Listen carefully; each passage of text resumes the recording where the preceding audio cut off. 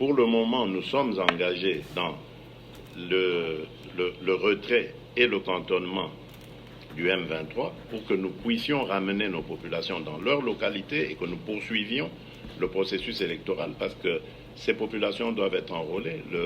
La CENI nous rassure que c'est fort possible de le faire, il n'est pas trop tard, on pourra toujours se rattraper. Donc, rien n'est perdu de ce côté-là. L'essentiel étant d'abord le retrait et le cantonnement du M23. Ensuite, nous verrons. Tout ça, ce sont des questions, des préoccupations des Congolais, je comprends, mais les Congolais doivent apprendre à nous faire confiance. Nous avons jusqu'ici mené à bien ces opérations. Vous avez entendu que les prophètes des malheurs souhaitaient même que Goma tombe. Goma n'est pas tombé et Goma ne tombera pas. Ça, je peux vous l'assurer. Et même, nous reprendrons toutes ces localités et ramènerons tout le monde à la maison, ainsi que la paix qui sera sauvegardée. Alors, il demande au départ de toutes ces troupes, l'EAC, la SADC, est-ce que finalement les FARDC qui sont habitués à être assistés seront-elles en mesure de bien accomplir leur mission? Je vous ai dit ici que les FARDC sont en train de monter en puissance. Nous allons dans quelques mois terminer la formation de dizaines de milliers de recrues qui vont donc venir renforcer les FARDC pendant que les autres seront peut-être relevés et recyclés, parce que vous savez que l'une des raisons de nos déboires à l'Est, c'est aussi le fait que ces troupes ont trop longtemps été au front, ont connu beaucoup d'émotions, beaucoup de difficultés, certains étaient blessés, certains ont vu les leurs perdre la vie. Tout ça a eu des impacts psychologiques certains et il faut renouveler cela. C'est malheureusement pas ce qui se faisait de tout temps ici. Nous avons pris le problème à bras le corps, nous avons fait des réformes au sein de cette armée. Aujourd'hui, nous avons une loi de programmation qui va pouvoir permettre de venir au chevet de cette armée avec les thérapies qu'il faut pour la relever. Et c'était la question qui finissait en tout cas cette thématique. Où est-ce qu'on en est justement avec cette loi sur la programmation militaire et la politique de défense nationale? Dépend de la disponibilisation des ressources. On doit les mettre à la disposition de l'armée. Donc c'est le travail que le gouvernement est en train de faire. Et je vous ai parlé ici de la montée en puissance de cette armée. Ça veut dire qu'il y a des ressources.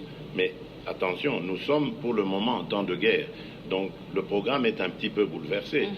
On ne va pas arrêter de financer la montée en puissance, les équipements, la prise en charge des recrues et leur formation, etc., pour rentrer dans une gestion normale de la chose, c'est-à-dire construction des camps, des hôpitaux, et bien d'autres choses, la gestion au quotidien d'une armée. Donc nous devons d'abord faire face à la guerre, la terminer, et ensuite revenir dans le sens normal de ce que nous nous étions convenus.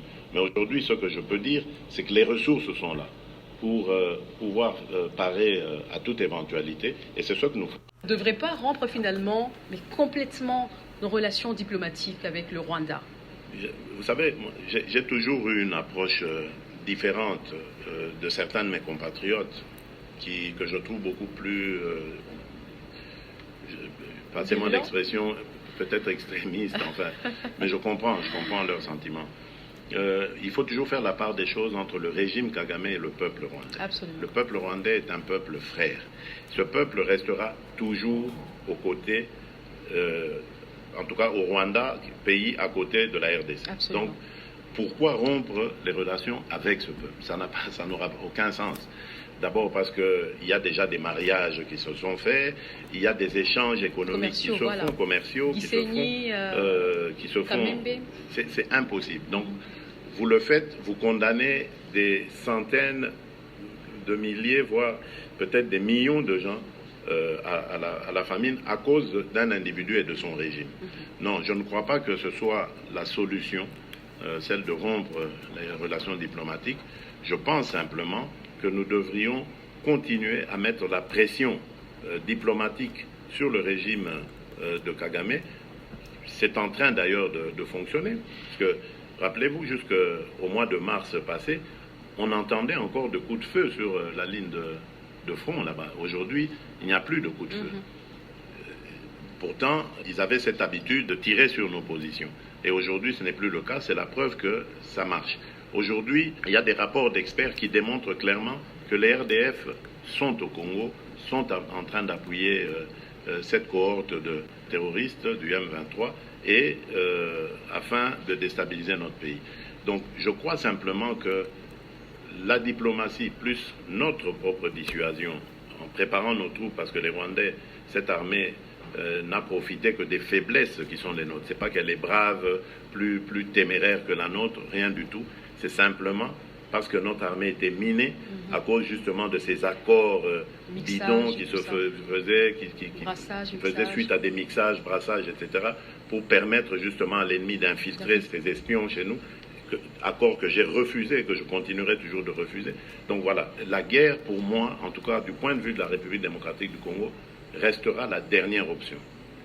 Nous comptons encore sur nos partenaires, sur la communauté internationale, pour qu'elle impose au Rwanda des sanctions si celui-ci ne continue plutôt de refuser de quitter le sol congolais. Et ce n'est que si sanctions il y a et qu'on se rend compte que le Rwanda s'entête, qu'on ne prendrions alors à ce moment-là ils disent pourquoi vous vous entêtez à continuer avec la diplomatie en tout temps, même au temps de la crise, au plus fort de la crise. Pourquoi ne pas carrément structurer notre armée et nous faire ainsi respecter? La diplomatie, on ne la rompt jamais, sauf quand vraiment on est en terrain, j'allais dire, en no man's land. Tant qu'il y aura des hommes, il y aura la diplomatie. Même aujourd'hui, entre Ukrainiens et Russes, la diplomatie, même de l'ombre soit-elle, existe. Donc on ne rompt jamais la diplomatie. Je ne veux pas m'isoler aujourd'hui à cause d'un délire hégémonique de Kagame. Donc moi, je continue de croire en la force de notre diplomatie, mais maintenant, en plus de la diplomatie, j'ai renforcé les capacités de mon armée, donc je n'ai pas à craindre ce bourreau.